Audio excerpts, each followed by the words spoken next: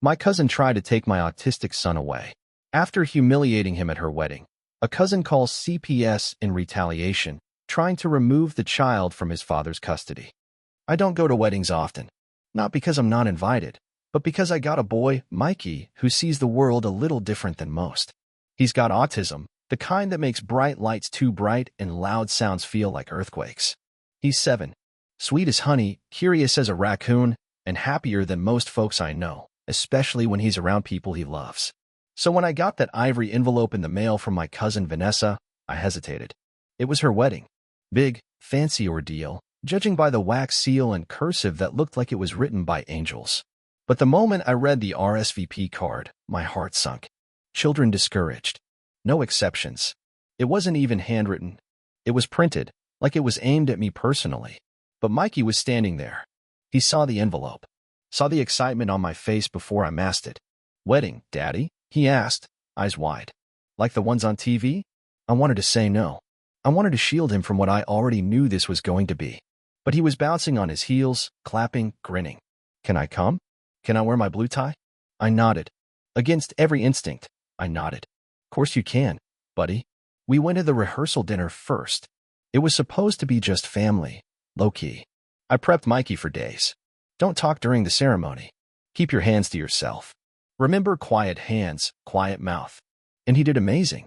He sat there, smiling that big goofy smile he only does when he's about to burst from joy. That's when Vanessa spotted us. She was halfway down the aisle during the practice walk, in a white dress that cost more than my truck. She stopped, stiff as a fence post. "Excuse me," she snapped. "What is he doing here?" I felt Mikey's hand tighten around mine. His smile didn't drop. He thought she was talking about someone else, but she was pointing at him. "I told you, no kids.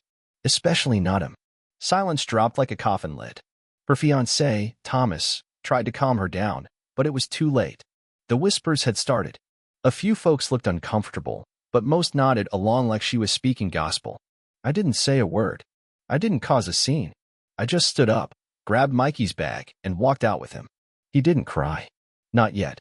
But once we were outside the church, he looked up at me and said, "Why did she say that about you, Daddy?" That was mean. He didn't know it was about him. And that broke me more than if he had. I crouched beside him and whispered, "Some people don't like the things they don't understand." 2 days later was the wedding. I left Mikey with our neighbor, told him the rehearsal was the real deal. He bought it. And I showed up to the wedding dressed sharp and stone calm. Vanessa mouthed, "Thank you for not bringing him," across the ballroom during the reception. I tapped my champagne glass. The room fell quiet. "I'm here today without my son Mikey," I began. Some of you are relieved. But he still wanted to say something. Then I pulled out my phone, hit play. Mikey's voice came through the speakers, bright and wobbly. "Happy wedding, Aunt Nessa. I hope you and the guy love each other forever and ever." The room got quiet in a different way. Vanessa looked like she'd swallowed a wasp. I raised my glass. To the bride. But it wasn't over. Not by a long shot. Next morning, CPS knocked on my door. The knock was soft, almost polite. Like they were selling cookies or asking for directions. But when I opened the door, it wasn't the Girl Scouts. 2 folks stood there, clipboard, badge, and that look of practiced neutrality. Behind those smiles, I saw what was coming. "Mr. Williams?" the woman asked. She was young, probably fresh out of school. Nervous hands. "We're with Child Protective Services. We received a call about possible neglect. We'd like to ask you a few questions." My mouth went dry. Mikey was at school. Thank God. I stepped aside. She didn't wait for permission, walked right in like she owned the place. The man with her followed, silent and stiff, already scanning the room like he expected to find a meth lab. "What's this about?" I asked, trying to stay calm. She didn't answer at first. Just started scribbling in her notepad. "Mikey sleeps on a mattress on the floor," she noted aloud. "No frame. He has sensory issues," I said. "A bed frame overstimulates him. He doesn't like enclosed spaces." She nodded, like she was listening, but her pen kept moving. "Plastic on the couch? He still has accidents sometimes," I explained. "He's not fully potty trained." More scribbling. "Locks on the cabinets? To keep him safe. Knives, cleaning chemicals. He's curious. He doesn't always understand danger." She murmured, "Uh-huh," and then, under her breath, I swear I heard her say, "That's what they all say." My blood ran cold. That's when she called her supervisor. A few mumbles over the phone. Some nodding. Then she turned to me and said the words I'll never forget. "We're initiating an emergency removal order. Mikey will be placed in temporary care with his closest relative." "What?" I said, voice cracking. "I'd like to suggest his grandmother," I added quickly. "She knows his routine, meds, therapists, everything." She barely acknowledged me. They were already walking out, and I was left standing in a home that suddenly felt like a crime scene, surrounded by Mikey's toys, drawings on the fridge, his little blue sneakers by the door. My boy was gone. They didn't take him straight from school. That would have been too cruel, even for them. Instead, they waited until he got home, picked him up like it was a field trip, didn't let me see him, didn't let me hug him goodbye. Just a voicemail from the caseworker after the fact. "He's an emergency placement. We'll contact you when visitation is approved." My whole world collapsed in that moment. Not just sadness, rage, the kind that simmers and sharpens you. I knew who did this. Vanessa. This wasn't about a wedding anymore. This was war. First thing I did was call my mom, Mikey's grandma. I'd already listed her as emergency contact. She should have had him. But she said no one from CPS had reached out. "I've been calling them nonstop, honey. They won't tell me anything." Next, I called Dr. Chen, Mikey's developmental pediatrician. When I told her what was happening, she dropped everything. "Absolutely not," she snapped. "I've treated Mikey for 5 years. Those accommodations are not neglect. They're medically necessary. I'll write a letter tonight. I'll testify if I have to." Then I called Morgan, our neighbor. She's a special ed teacher, knows Mikey since he was 4. She didn't hesitate. "I've seen how you parent him," she said. "You're the most attentive dad I know.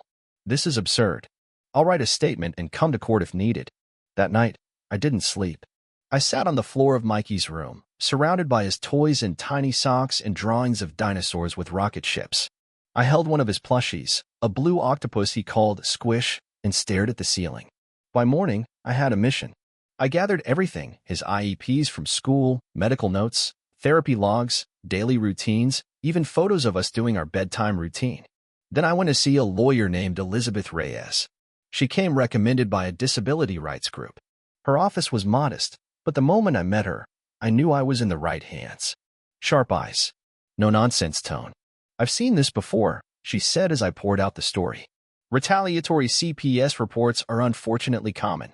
She explained how emergency removals trigger a 72-hour hearing. That's where we'd fight this. That's where we'd prove this wasn't neglect. "But first," she said, "I'm filing for emergency visitation. They can't keep you from seeing him." Just after lunch, I got the call. "Mr. Williams, this is Jordan with CPS. I'm Mikey's assigned caseworker." My breath caught. "Where's my son? Is he okay?" "He's in a foster home trained to handle children with autism. We're arranging a supervised visit tomorrow, 2 p.m. at our downtown office." I thanked him and hung up, collapsing onto the floor. I was finally going to see my boy, but I knew it wouldn't be easy. Elizabeth warned me, they'll be watching every second. "Don't say anything about Vanessa. Stay calm, no matter what." That night, I didn't sleep either. I just laid on Mikey's floor with Squish in my hands, trying to imagine a world where someone could look at my son and think he'd be better off without me. I got there an hour early. CPS office was gray, sterile. Chairs like concrete. Posters on the wall talking about child safety and family reunification, but they felt like bad punchlines. I clutched Squish, the blue octopus, in both hands like it was a Bible. I kept watching the clock. 5 minutes crawled by like hours. Then the door opened. And there he was. Mikey. Tired. Pale. His eyes had those dark rings he gets when he doesn't sleep right. His hands were twitching a little, self-stimming, nervous tick. But when he saw me, his whole body lit up. "Daddy." He ran, threw himself into my chest like he was trying to climb back into me. I held him so tight I thought we'd fuse together. "I missed you," he mumbled into my neck. "I missed you too, buddy," I choked. "So much." We sat on the floor of that cold room, him in my lap, wrapped up in my arms. Jordan, the caseworker, sat in the corner, clipboard in hand, trying to look invisible. Mikey started talking fast, anxious chatter. "The house has rules. The lady there doesn't cut sandwiches the right way. There's no Squish. They have cats. I'm allergic to cats." I told her. She didn't listen. She said cats calm people down. "But I don't feel calm, Daddy." He reached for Squish like it was oxygen. When he held it, his breathing slowed a little. He pressed it against his face. I asked careful questions. "About the food, The routines, the sleeping. Tried to keep my voice neutral, calm, fatherly. He wasn't being hurt, but he wasn't being understood either. And for a kid like Mikey, that's almost the same thing. Toward the end of the visit, I checked my watch. 5 minutes left. Can I come home now? He asked, so simply. The words sliced right through me. I want to, buddy, I said. I really want to. But not just yet. He didn't understand. He blinked. But I didn't do anything wrong. I shook my head. You didn't, Mikey. You were perfect. Then the caseworker stood. That's all the time we have. Mikey froze. Then clung to me. I don't want to stay there. I want to come home. His meltdown hit fast. Loud. Devastating. He screamed. Sobbed. Thrashed. He tried to climb into my coat like he could hide there, like I was a shield. It took 2 staff to pry him off me, and I swear something inside me cracked watching them carry him down that hall, kicking, screaming, I want my daddy. I sat there after he was gone. Couldn't move. My arms still felt the weight of him. Jordan handed me a tissue. Didn't say anything. I didn't need words. I just needed my son back. I drove home in a fog. Didn't remember the traffic. Didn't remember the lights. Just the echo of Mikey's cries bouncing in my skull. The house was too quiet. Squish's twin, he had too, sat on the couch, limp.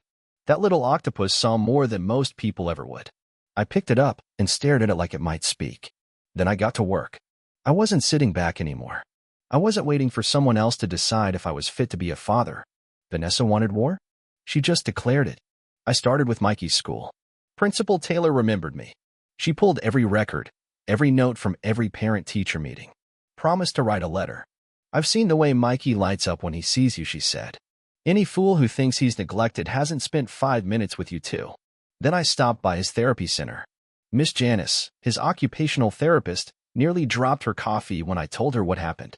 Neglect, she scoffed. I've worked with hundreds of families. You're one of the few who actually follows through on strategies. You built him a sensory wall with your bare hands. By mid-afternoon, I had a folder thick enough to stop a bullet. Then came the call. Hey, my mom said, voice tight. You're not gonna believe this. She'd spoken to my aunt, Vanessa's mom. Turns out, Vanessa had gone around telling the family Mikey had a violent meltdown at the rehearsal. Claimed I just stood there while he tore up the aisle. Said I lost control. That Mikey was a threat. My mom was shaking with rage. She told Linda you're not fit to raise him alone. That you refuse to medicate him. That he's unstable. It was all lies. But dangerous ones. They painted a picture. A twisted one. And CPS, with no context, had believed it. The final blow came that evening. A message popped up on Facebook. From Thomas, Vanessa's new husband. I had nothing to do with this. I'm sorry. Just that. Short. Cowardly. But damning. I screenshotted it. Filed it. At 9:12 p.m., I got a call from an unknown number. Mr. Williams? This is Jordan, Mikey's CPS caseworker. I wanted to let you know you've been approved for a supervised visit tomorrow. Same place, same time. I thanked him. Tried to sound grateful. Tried not to cry. I hung up and called Elizabeth, my lawyer. She listened, then said, This is good. It means they're not seeing you as a danger. But we need to be ready for the hearing. I asked if we could subpoena Vanessa. There was a pause. We can file for it, she said. And if she's the one who made that report, we'll prove it. But you need to stay calm. Don't give them any ammo. That night, I laid in Mikey's bed. His smell still clung to the sheets, syrup, crayons, the faint smell of cinnamon. I stared at the ceiling and whispered a promise into the dark. I'm bringing you home, buddy.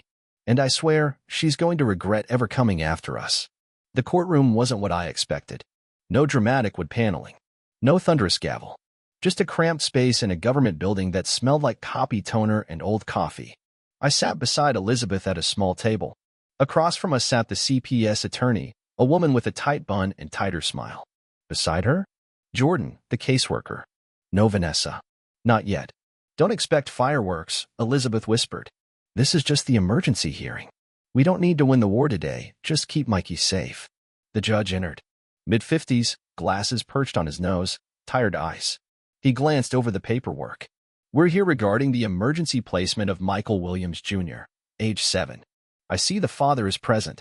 I stood. Yes, Your Honor. He looked at me for a long moment, then back to the documents. There's a concern regarding potential neglect. Based on a report. Mr. Williams, Do you understand the nature of this report? I do, I said evenly. And I believe it was made in bad faith. Elizabeth stood. We'd like to present initial evidence suggesting this report was retaliatory and not based on fact. She laid out the folder. One by one, she flipped through letters from Mikey's doctor, his therapist, his school, his neighbors, all describing me as attentive, loving, deeply involved. When she played the recording of Mikey's voice, his wedding message, the judge's face didn't change. But I saw his jaw tighten. Jordan, to his credit, didn't argue.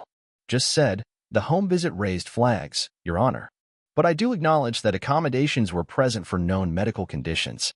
Then Elizabeth dropped the bomb. We also have reason to believe the call was made by Vanessa Smith, the child's cousin, shortly after a public disagreement with Mr. Williams. The judge glanced up. Do you have evidence? Elizabeth slid over the screenshot from Thomas's message. It wasn't proof. Not quite. But it was enough to shift the tone. Judge leaned back. Given the medical context and the character references, I see no immediate cause for continued separation. My heart leapt. But then, however, he added, we will continue with supervised visitation until a full investigation is completed.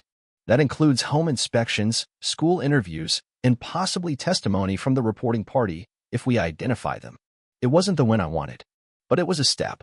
When the hearing ended, I walked outside with Elizabeth. You did good, she said. Now we press forward. I nodded, then looked at my phone. 3 new voicemails. One from Jordan confirming the next visit. One from Mikey's school that agreed to a formal affidavit. And one from an unknown number. I played it. It was Vanessa. Her voice dripped fake concern.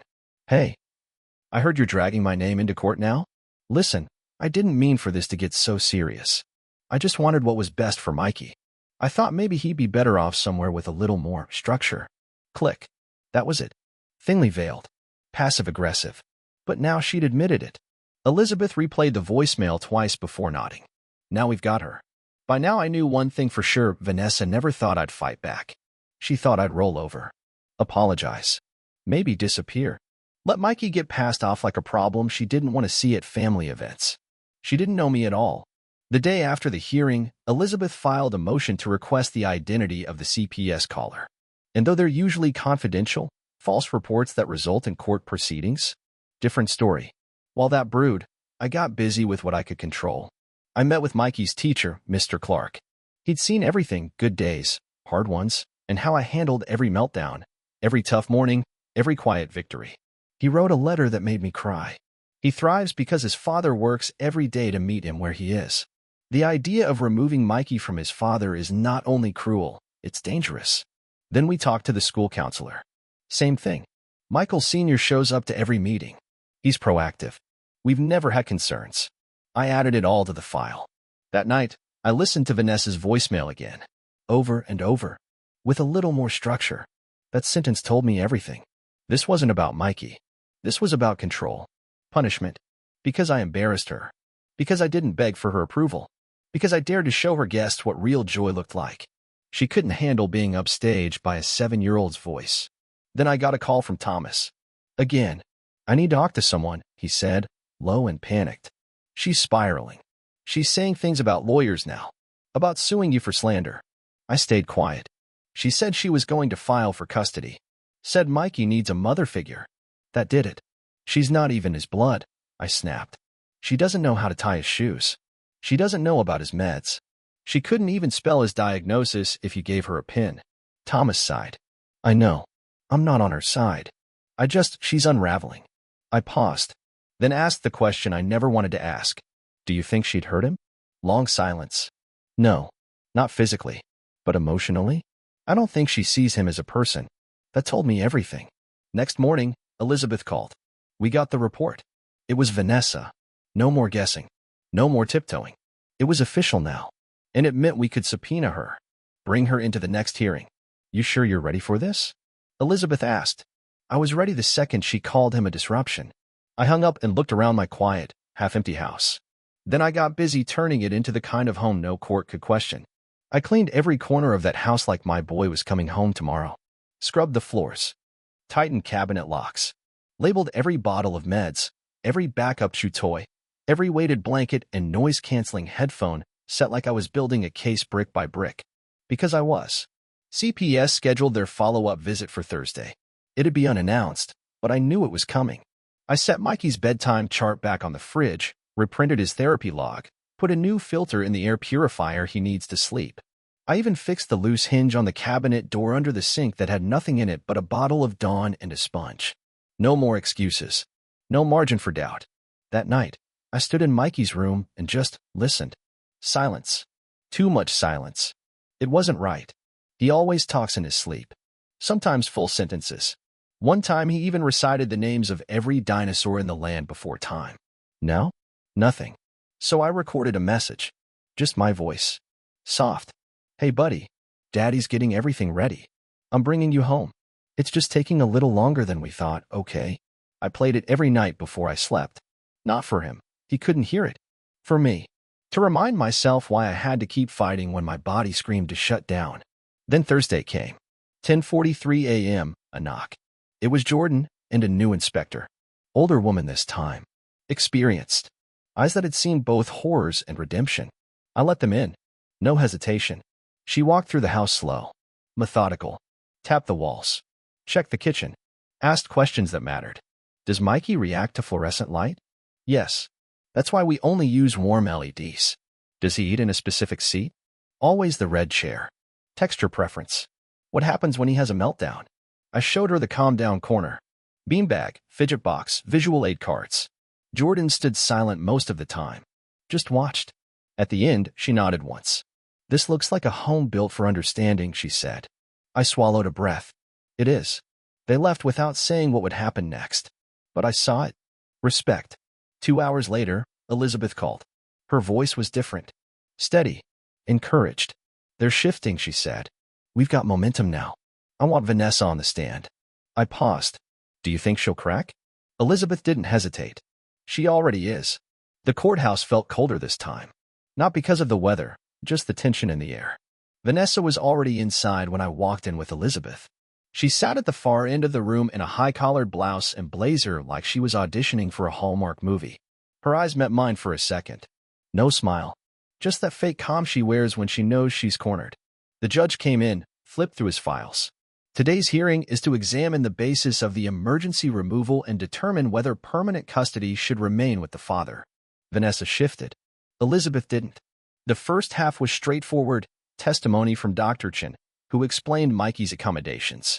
From Mr. Clark, who described my involvement in Mikey's education. From Miss Janice, who detailed the care Mikey receives weekly. Then they called Vanessa. Elizabeth leaned toward me. Watch her posture. She won't make it through 10 minutes. Vanessa took the stand, swore her oath. CPS's lawyer kept it basic. Asked why she made the call. I was concerned, she said. I saw a child who was clearly overstimulated. I thought maybe he wasn't in a healthy environment. No mention of the wedding. No mention of her public freakout. Then Elizabeth stood.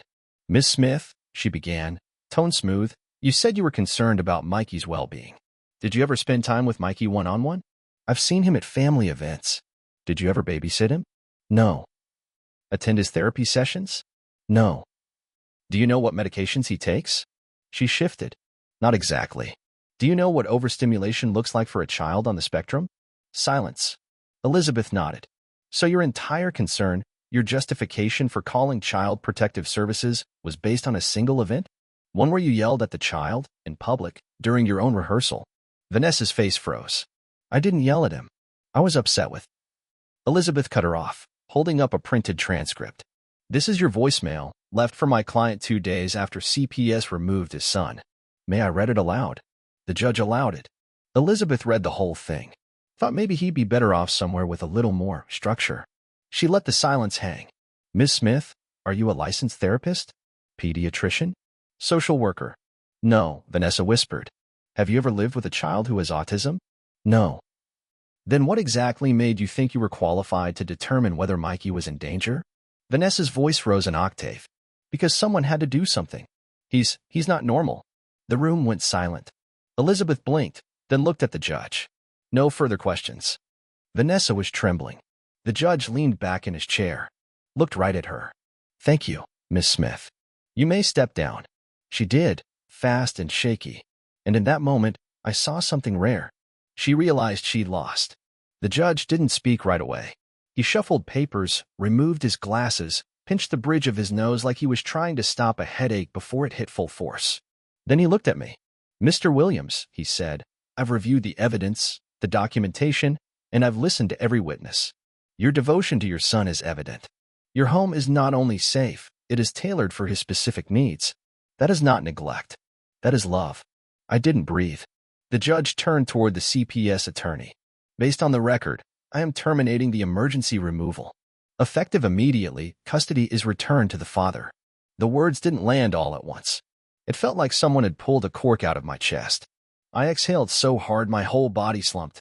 Elizabeth squeezed my arm once, then sat back with a small, quiet smile. The courtroom was silent except for the scratching of the clerk's pen. Then Vanessa stood. "I'd like to speak," she blurted out. The judge raised an eyebrow. "You're not a party to the custody." "I know," she said, her voice breaking. "But I was trying to do what's right." Elizabeth stood so fast her chair scraped. "With all due respect, Your Honor, I'd like to make a formal request to seal this hearing. My client and his son deserve peace." The judge nodded. "Request granted." Vanessa opened her mouth again, but this time the bailiff was already moving to escort her out. She looked back one last time. Her eyes were wild. Not sorry, not humbled, just furious that her grip had slipped. Thomas met my gaze from the back row. Just nodded, quiet, ashamed. As we packed our things, Jordan approached. "I'll be closing your file this week," he said. "You did everything right." "Thank you," I replied, my voice hoarse. "Also," he added, "I've requested Mikey be transitioned back home tomorrow. It's sooner than usual, but the system made a mistake. We're correcting it." I nodded, not trusting myself to speak. That night, I went home and sat in Mikey's room with both versions of Squish on my lap. I stared at the wall where his space projector used to swirl constellations across the ceiling. Then I cried. Ugly, quiet sobs. Not just for the pain, for the relief. For the first time in days, I wasn't afraid of the knock on the door. I was waiting for it. The next day felt like Christmas morning, 4th of July, and my birthday all rolled into one. I woke up before dawn, made Mikey's favorite, banana pancakes shaped like dinosaurs, cleaned the living room again, even though it was already spotless, lined up his favorite plushies on the couch like they were waiting to greet him. By 1:30, I was already parked outside the CPS office, Squish tucked under my arm, heart racing like I was waiting for the gates to heaven to open. And when the door did open out, he ran straight at me. "Daddy." He hit me so hard I nearly lost my footing. I scooped him up, held him, spun him around while he laughed that high, wild laugh that only comes out when he's beyond happy. "Is it real now?" he asked, gripping my face. "Can I come home for real?" "For real, buddy." We didn't talk much on the drive. He was busy looking out the window like everything was new. I watched him in the rearview mirror, those big eyes darting around, his fingers tapping his thighs in that rhythm he does when he's processing. When we pulled into the driveway, he whispered, "It smells like home already." Inside, he ran straight to his room, fell onto his mattress like he hadn't slept in a week. He buried his face in the blanket, kissed Squish's twin, and whispered something I couldn't hear. Then he just settled, like all the tension drained out of him at once. That night, I tucked him in, the galaxy lights dancing across the ceiling.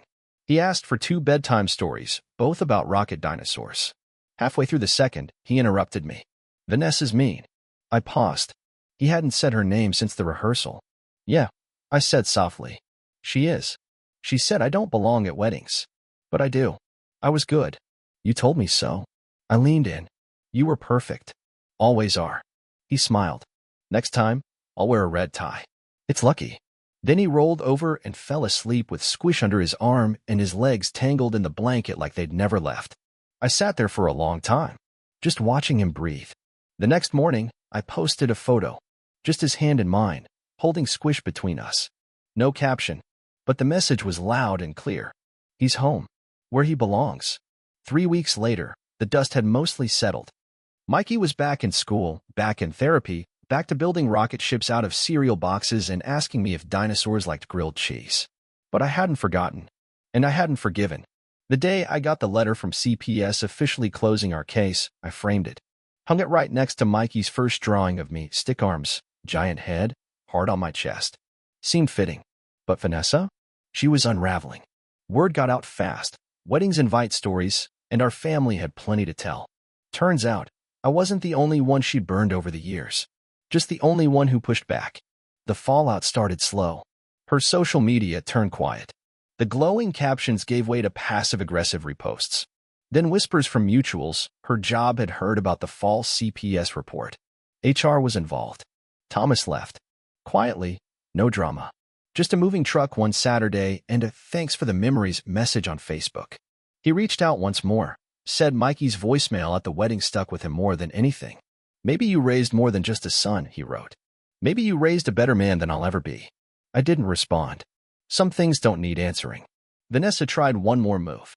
Filed a complaint for harassment. Claimed I was slandering her character. Elizabeth laughed when she read the paperwork. We'll countersue for emotional distress and false reporting, she said. If she wants a courtroom, we'll give her a real one. The complaint disappeared 2 days later. Vanessa hasn't contacted me since. She's been silent. Not sorry. Just gone. Good. Because this story? It's not about her anymore. It's about the boy who still sings while brushing his teeth, who started drawing himself with a crown last week and said, I'm a sensory king now. It's about how strength doesn't always look like fists or shouting. Sometimes it looks like a father sitting in the dark with a stuffed octopus, refusing to give up. Sometimes it sounds like a small voice on a recording, saying, Happy wedding. Sometimes it looks like standing up alone in a room full of people who think you're supposed to sit down. I lost a lot in those weeks, but I didn't lose the one thing I couldn't live without. And that makes me the luckiest man alive.